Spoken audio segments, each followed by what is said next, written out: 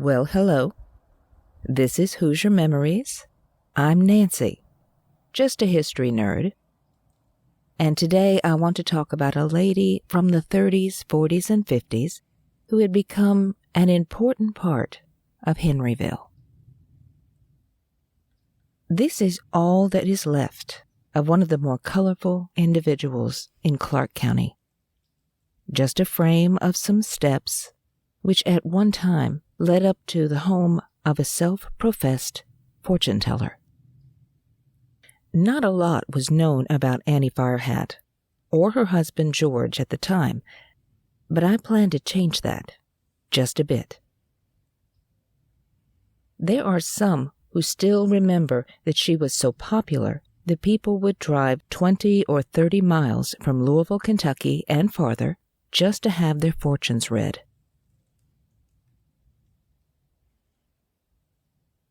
Cars would be lined up along Highway 160 while they patiently waited for their turn.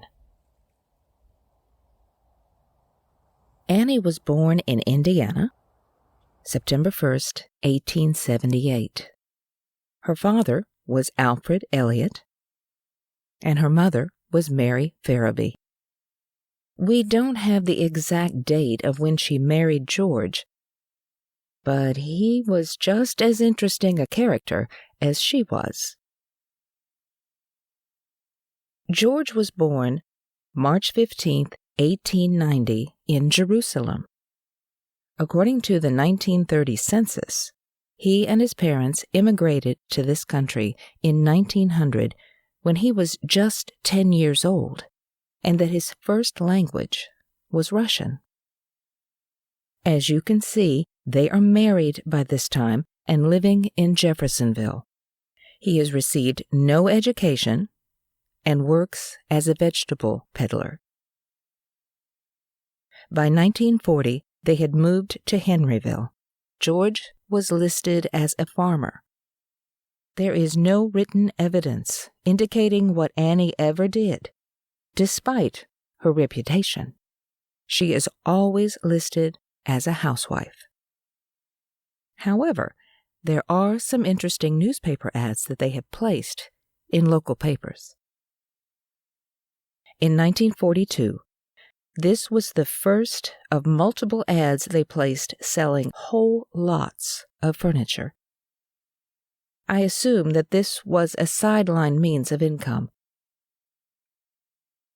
Each ad lists all sorts of items, some listed as cheap, some for sale or trade. You will notice that the address is typical for the time.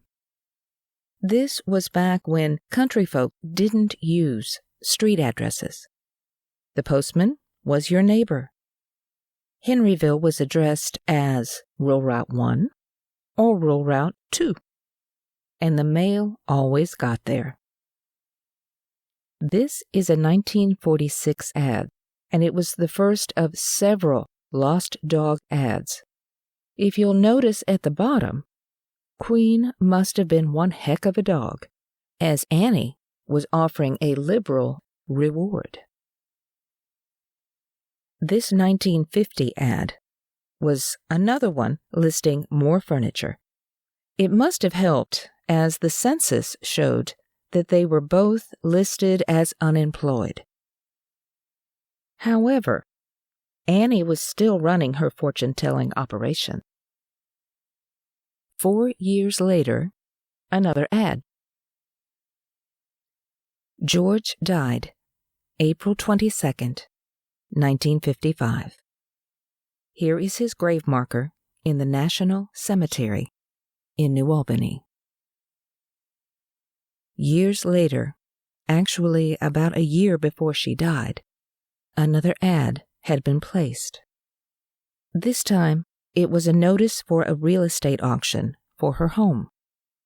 Some have told me that they remember her living in a trailer, and she may have at one time, but according to this ad, she lived in a 4-room home with a barn and outbuildings. But it's all gone now. About a week before she died, she placed one last ad, selling what looks like everything she owned. Notice that her address had changed to West Main Street in Henryville. Annie finally died July 4th, 1963, of a coronary occlusion while in Clark Memorial Hospital. She is buried beside George in the National Cemetery. I found no indication of any children, but Annie and George left their mark on Henryville. Despite there being nothing left behind, the memories of them are still around. And now you know the story behind those odd little steps. I hope you enjoyed spending a little time with Hoosier Memories, and I thank you for listening.